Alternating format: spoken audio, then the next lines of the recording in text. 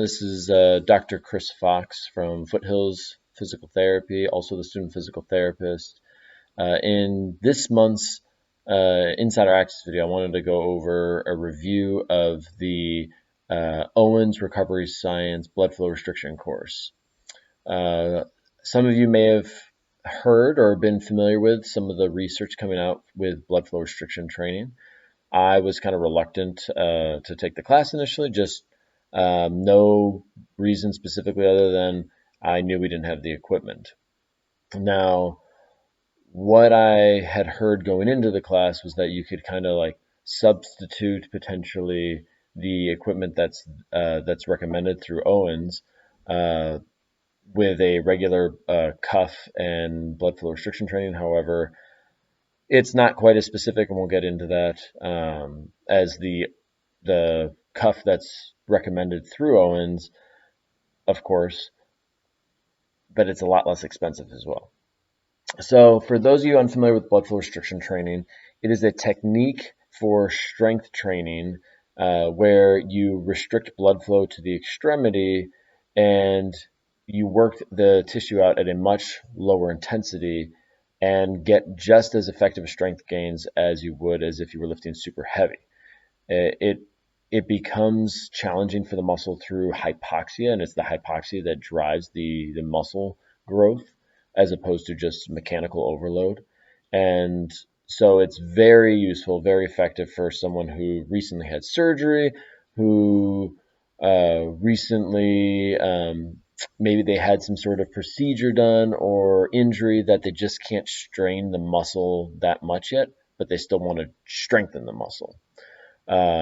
It was really cool in the class. We looked at several different case studies where someone was basically not showing signs of strength improvement in a tissue with just normal rehab 6 months after like an ACL reconstruction. And then after a couple of weeks of blood flow restriction training, you were seeing like a significant improvement.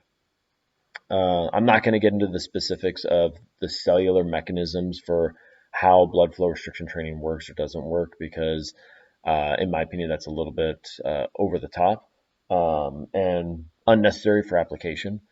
But in general, I would say it's the tissue hypoxia is what really challenges and causes the muscle to start to develop again.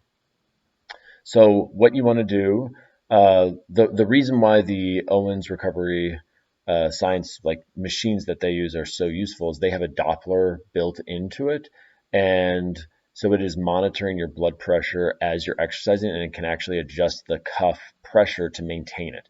So you want for upper extremity about 50% occlusion while you're exercising, and for the lower extremity about 80%.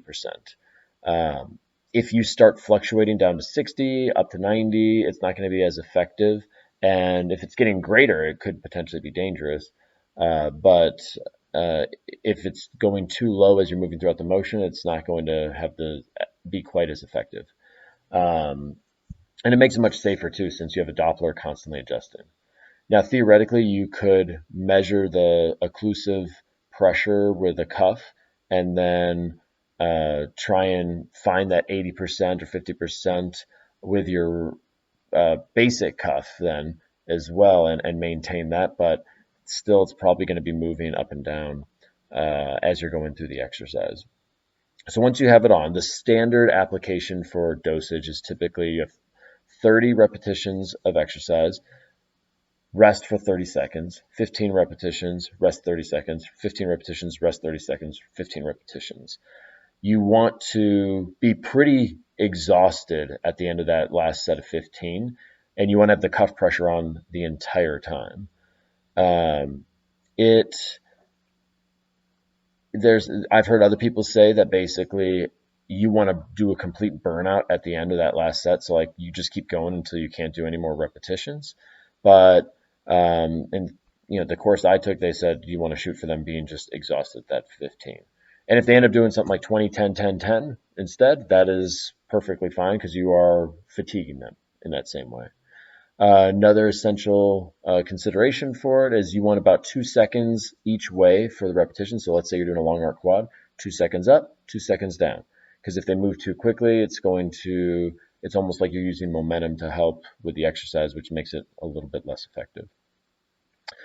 Typically, you want to just kind of work out one muscle group at a time, and um, like you shouldn't do a million quad exercises. Make one, maybe two, and then move on to like hamstring or calf or something like that. If you know whatever your exercise goals are.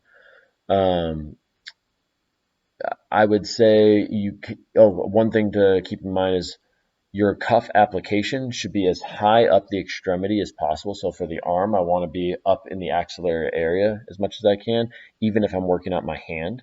If I'm working out my calf, even there, I want it up as high in the groin as possible. There is still benefit to working out the tissue proximal to the cuff. Now, they say that it has some sort of backflow effect. I can't really say, but um, uh, they've had research that supported that concept. Uh, in general, I love the BFR. I don't use it all the time. I don't use it with all my patients, but there are definitely patients that benefit from this where they can get to some of the strength training a lot faster and start getting some muscle growth a lot faster as well. For example, I have a patient right now. She's a bodybuilder, and she wants to get back as soon as possible to heavy lifting, but she is status post blood rotator cuff repair. And so like we are waiting for the tissue to heal at a certain point, but like as soon as we can get to that point where we're doing any resistance training, we're going to start doing like some bicep curls, tricep push downs with the cuff on there as well. Uh, as far as any risks go, you obviously want to be checking for blood pressure issues, any of the normal considerations for precautions or contraindications. The big one that I keep an eye out on is if someone has any signs of vasovagal syndrome.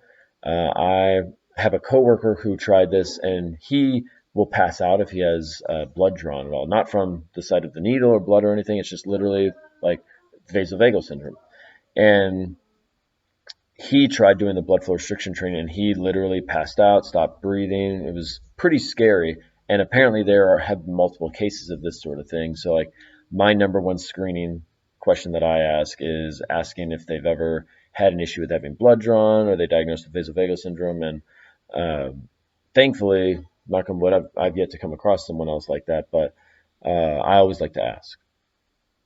I do recommend taking the class and applying the concept to your patient caseload, especially as you understand more of the research.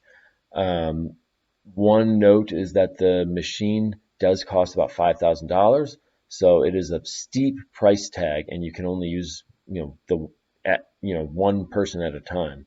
But with its application and the likely marketing benefit, I definitely recommend it. That's it for this month's Insider Access video. We'll be back again next month.